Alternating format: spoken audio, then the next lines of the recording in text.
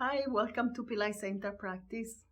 I'm Lalita, I'm a Vedic astrologer, also a Pillai Center teacher, if you don't know me. And I'm making this video to tell you about 3 planets in Taurus, but primarily about the sun. The sun rules your career, your work. I know millions of people need to find a new job. They need to rebuild their careers. So this is great news because the sun in Taurus is all about money and building wealth and building the security and not being shy about luxury and beautiful things, because unless you're really, really motivated, now you may miss that opportunity and the focus as we get distracted by the world's news and the news media, and also fear. Fear has been a terrible in the world right now. Everybody is in a state of kind of panic. So you want to use this energy of these 3 planets. You can chant the Venus mantra. You probably know that. It's Om Shukraya Namaha.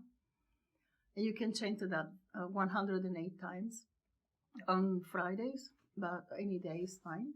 And also the sun's mantra, which is Om Suryaya Namaha.